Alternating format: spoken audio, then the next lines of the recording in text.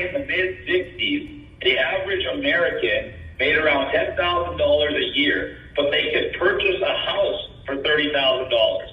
Now your $1 US bill got changed, and they put that little pyramid on the back with the one eye and the Latin writing underneath that says Ovo Noro Seclorum, a new global order. And now instead of saying silver certificate at the top of your $1 bill, it says Federal Reserve note, your new fiat toilet paper currency that's backed by nothing but the good word of your government, which we all know is bullshit. That same house that cost $30,000 in the 60s now costs $700,000. Meanwhile, the same guy that has to buy that house is making $30,000 a year. So when you could buy a house with 3 years' salary before, it's 17 years' salary now. The only way out of this is something called United Non-Compliance.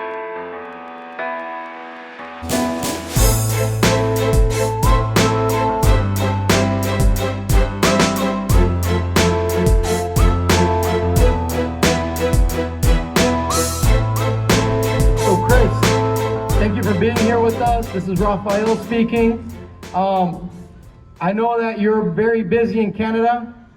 So what we did is that we're trying to hack you into a conference where you were not supposed to be in, because we think that what you're doing is very valuable.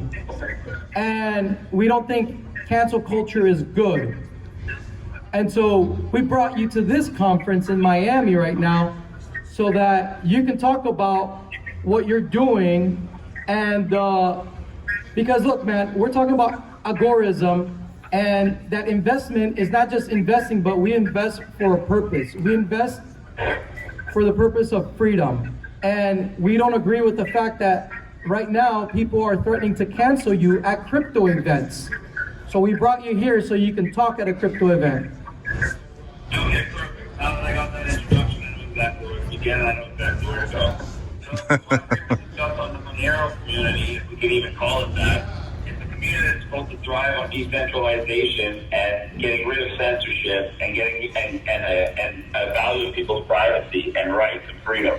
That's what they type itself on. Meanwhile, what do they display? They display the exact same cancel culture of any far left organization like Hollywood, like government, like the friggin' vegan movement or climate change movement. It's all the same bullshit. They label somebody as a racist or any other label, anti-masker, anti-vax, or anything they want to call it.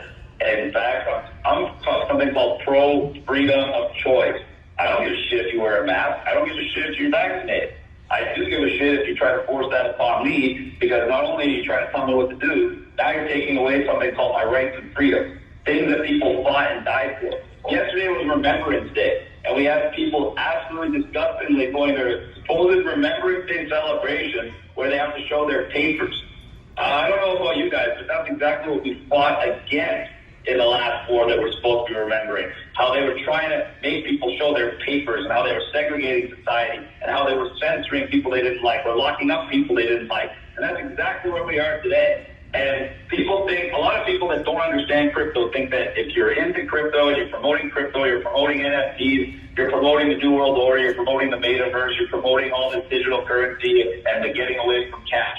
Well, the reality of the situation is the evolution of money means that digital currency is coming whether you like it or not. No matter how hard you fight, scream, and try to deny that crypto exists, it's already been in play for years, ladies and gentlemen. So yeah, it takes a long time to get adopted by the general public, but they are going to do it whether you like it or not. So you can either get on board and you can try to find true life rafts of decentralization and privacy and ownership of the wealth. Or you can wait for the government to force you into the system, miss all the massive gains you could have made, and you'll be in a completely different position than you would have been if you actually are a trendsetter and on the cusp of this. So do I believe in crypto? Very much so. Do I know a lot about the banking system? Yes. I've been following banks. I've been following the banking system since when money was actually gold. And when banks only existed because you couldn't actually carry around all your gold, they had to give you certificates for that gold and silver. And that's basically what money was all the way up until the 60s. If you looked at a dollar in the United States of America, it said silver certificate on it. And that meant that your $1 was worth 1 ounce of silver. That was a hedge against inflation. That saved your purchasing power. That's why in the mid-60s, The average American made around $10,000 a year, but they could purchase a house for $30,000. That's 3 years' salary. There was no need for a mortgage. There was no need for all these loans and interest rates. The American dream was simple. A man could work, he could provide for his family, while the wife stayed home with the kids, and they raised the family together, and so on and so forth. After the mid-'70s, once the Federal Reserve took over completely, they made a new law. Now, they didn't have to tie your money to silver anymore or gold. Now, your $1 U.S. bill got changed, and they put that little pyramid on the back with the one eye and the Latin writing underneath that says, Ovo Noro Secloro, a new global order. And now, instead of saying silver certificate at the top of your $1 bill, it says Federal Reserve note, your new fiat toilet paper currency that's backed by nothing but the good word of your government, which we all know is bullshit. And since that day, what have we seen happen with your money? $1 went from $1 for 1 ounce of silver, and now it's what? $21, $22 per ounce of silver? That same house that cost $30,000 in the 60s now costs $600,000, $700,000. Meanwhile, the same guy that has to buy that house is making $30,000 a year. So when you could buy a house with 3 years' salary before, it's 17 years' salary now. And where are we headed? We're headed in the area of the Great Reset. We're kicking people out of their work. We're closing down as many businesses as possible, and we're getting as many people as possible on government assistance, which is going to be now universal basic income. And once we get more and more people on universal basic income, inflation is going to go so out of control, and we already see it happening. Gas prices, where I'm from, went up 30-40% from last year. Food prices are going crazy through the roof. And that's why people like crypto. Crypto is a hedge against inflation. If you have money in the bank, even if you're collecting interest, every day your fiat currency is worth less and less and less and less. And you can buy less and less and less. And pretty soon they're going to put more and more restrictions on your money in the bank. In Russia, for instance, you can't even take money out of the ATM unless you scan your vaccine passport. So if you do not create your own systems of trade and your own systems of wealth storage, you're going to be stuck on the government system, which is going to be a vaccine passport, their version of a digital currency, and you're not going to like where that goes. So places like Firecoin, places like all these other supposedly private coins, they all have merit. They all have value. But they only have as much value as the people that are in charge of them. So if you have a community that's going to pick and choose who's allowed to speak and who they say is qualified based on their own ridiculous notions of what they believe is right, and we're talking about mandates right now. Someone didn't want me to speak because I'm against vaccine mandates. So because I'm about freedom of choice and I want you to be able to choose if you get a vaccine or not, that means I'm not qualified to talk about crypto or not qualified to talk about the banking system. It's absolutely ridiculous. And that's what they use when they know they can't actually argue with people like me. Where's the people that were talking shit about me? Why don't they come and talk versus me one-on-one and have an actual discussion? You know why? Because number one, they're pussies. They're not real men. That's why they try to silence and censor people in the first place. Number two, I'll absolutely tear them apart in a face-to-face. So they hide from the shadows and throw rocks. I'm currently banned on Twitter right now. I got banned for engaging with the Monero community. I didn't even get a reason for why I got banned. It just said I broke a rule of some type. Didn't tell me what, didn't say how. I already know. The cancel culture crowd got scared because they saw an uproaring of people who actually understand what's really going on, and they realized that Monero didn't just shoot themselves in the foot. They shot themselves in the friggin' face. And it was very apparent all over Twitter and social media, and that's why I got censored once again off of social media. And let's keep going. I'm also involved with another project called Wolfpack NFT. Why? Because I believe in crypto. I believe in creating other avenues for people to trade and attain wealth beyond a bartering system. We need to create these life rafts for people. Everyone smart enough can jump on board and create a store of wealth and create a thing that actually increases in value rather than waiting on fiat currency to get screwed by their government. So we created something that we believe can not only give people that, but also unite the communities of Canada and the U.S. together, because I truly believe that we need a united global solution to this. We can't just focus on a country-by-country solution. So we chose something called Wolfpack NFTs, and we made freedom wolves. Why? Because I rescue wolf dogs. They call me the wolf whisperer. I have quite a few of these wolf hybrids at home. And to me, wolves represent freedom, obviously. They represent strength. They represent unity. And they represent the will to act. So we came up with an NFT so we can educate the public on what's going to come. People say, oh, you're creating an NFT, so you're part of the NWO plan. You're trying to help create the metaverse. Ladies and gentlemen, the metaverse has already been created. Digital currencies have already been created. The government are going to employ central bank digital currencies, whether you like it or not. So you can either get on board with people like us that are creating these independent avenues for you to actually attain wealth, or you can wait to get screwed. So we created the Wolfpack NFTs, and there's 7,777 different wolves. There's even one of me. And I believe it's a great way to get the vast majority of freedom fighters who are not interested in crypto because of all the reasons of propaganda to actually understand what crypto is, understand what NFTs are, understand the importance of decentralization, and understand the importance of private peer-to-peer transactions and private stores of wealth beyond government control and beyond government oversight. This is the new world, and we have to adapt and overcome, or if you don't adapt, what happens to things that don't adapt? Quite simply, they go extinct.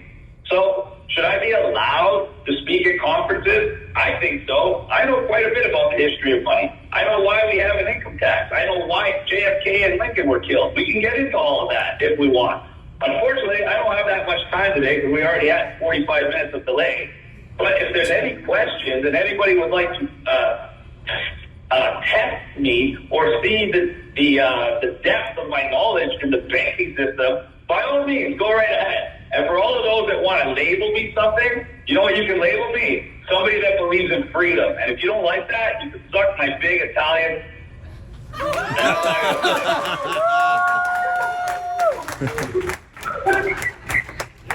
All right, any questions for Chris Scott? I'm here with C Traffic and Sal the Agrist on stage. What role do you think agorism plays in creating solutions for all this? What role do I believe what plays? Sorry. Agorism and counter-economics. Counter-economics. Oh, fuck. That's beyond me, bro. I don't want to speculate on something that I don't have a firm understanding of. Sorry. Hey, yo, what's up, man? I wanted to ask if you could predict when is the Canadian government gonna stop fucking around? When are we gonna be able to visit? That's the problem. That's what we're doing right now, because the Canadian government's trying to go full on Australia on us. They already made it so we can't leave the country unless we're jabbed, which is ridiculous, even on a private jet. I tried to call private jet charter companies, and even you as a pilot, for 50 grand, can't leave Canada unless you take the jab. They're trying so hard because they know that they've already reached peak vaccination. They go around telling everybody, and I'm going to talk about this on my big event on the 20th, the worldwide event in Calgary. But they go around telling Canadians, 85% of Canadians have had at least one dose of the vaccine. That means absolutely cock on a stick.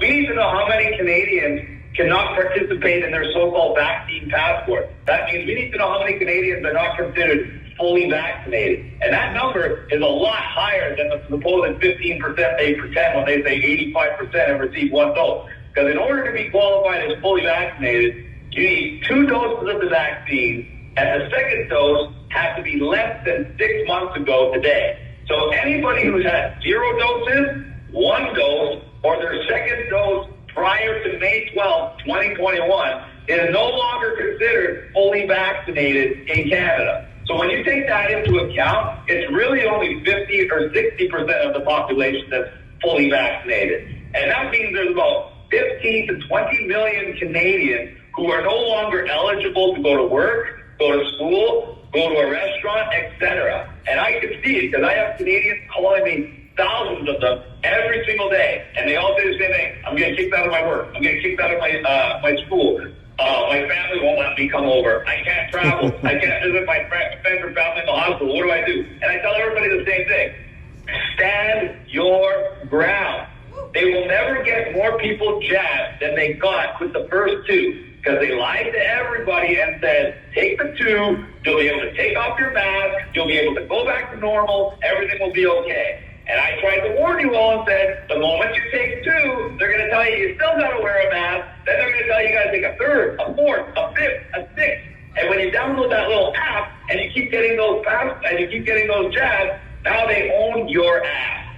And the only way they can do that is if you do it to yourself. You have to be willing to walk away from your job. You have to be willing to walk away from your school. You have to be willing to give up travel. It is only temporary, ladies and gentlemen. To defend your rights and freedom, the previous generations fought and died. That's what Remembrance Day yesterday was all about. 11/11 is us remembering the people who took bullets to the head and got their bodies blown up on beaches trying to fight so we have the freedom that we have today, that we are now giving up for such contentious reasons as being afraid to lose a job, being afraid to get kicked out of school, or not being able to leave the country momentarily. All we need to do is stand strong, just say no, and they cannot ostracize millions and millions of people as they're trying to do. And if you doubt what I'm saying, look to Austria. They just announced today, Austria will be the first country in the world that will now do a new lockdown, as I already predicted in the summer, for the unvaccinated. That's the new scam, ladies and gentlemen. The next step is if you do not take the jab, they're going to tell you you can't just not go to work or school. You're not even going to be able to leave your house. And we all know what the next step is after that, home visit. And if you don't take the jab, they'll take you away to a camp. They're already trying to isolate as many people as they can. And if you buy into their fiat system and you buy into their compliance and you do what you're told and you keep your little paycheck to paycheck in the bank and you take your jab, there's going to be nothing left of your country, nothing left of your family, and nothing left for your future and your children. That is the bottom line. We are at a crossroads. We can either take what's coming, this metaverse, this central bank digital currencies, and we can use it to our advantage, or we can do as we're told and we can get screwed over and left behind in this new world, in this great reset. There's two options. Personally, I choose option number one. Take all the necessary precautions, build myself life raft, make investments that I know are going to be increase, diversify my assets. Sorry, Bitcoin maximalists. I know you guys feel superior because while you were playing World of Warcraft for the last 15 years and you happened to purchase a few Bitcoins in between sessions, they just happened to go up to like $60,000 and you deemed yourself a genius for the little wonderful mistake you made. The reality is, that's wonderful. I hope you guys made millions and billions of dollars. A lot of people aren't in that boat. A lot of people are getting into crypto now or 6 months ago or whatever it is. The reality is there's a lot of good coins out there. There's a lot of good platforms out there. And there's a lot of potential for income. And there's a lot of potential for investment. And that's what crypto is. It's a whole new world. And it's something that's going to be trillions and trillions of dollars into the world market. So if you don't believe that that has value, and you don't believe that getting into that can help benefit you or your family, whether it's for financial, whether it's for privacy, or whether it's just an insurance policy, well, you need to educate yourself. Yeah. Hey Chris, I couldn't agree more, man. I'm a big fan of non-compliance. What's the state of non-compliance in Canada? Are Canadians being obedient, or are they actually pushing back a little bit? Canadians were the most obedient in the world for a very specific purpose, and I want everybody to understand it. Canadians aren't really the big pussies that we look like in the world. We are, but we aren't. The reason Canadians were so compliant is because they actually and genuinely trusted their government. The government was coming off as their best friend, their protector, the one trying to help them. So when Canadians were being fed that garbage and being given things like lottery tickets, ice cream cones, and donuts for their vaccination, it was hard to convince Canadians that the government wasn't really working in their best interest.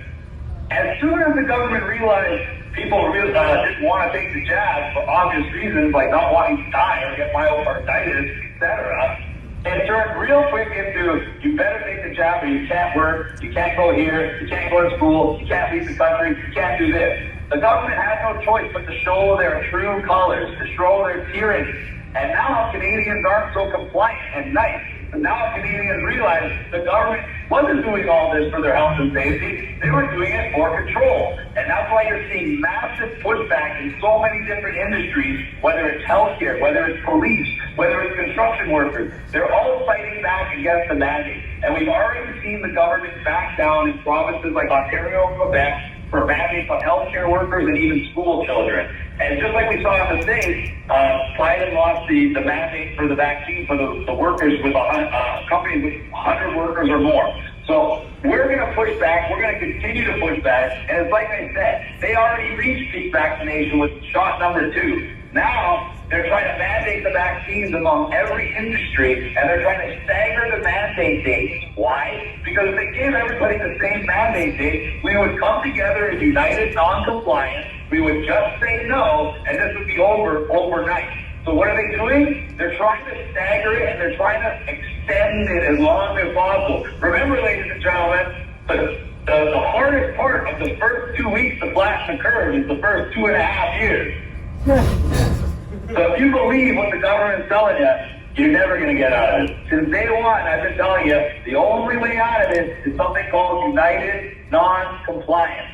And there's 3 phases. Phase 1 was the global awakening. It was 2020 when I started speaking out and other people started speaking out. And finally, billions of people around the world woke up to the realization this isn't about health and safety, it's about control. Boom. That is called the global awakening. The evolution of the human consciousness to the reality that government is not their friend.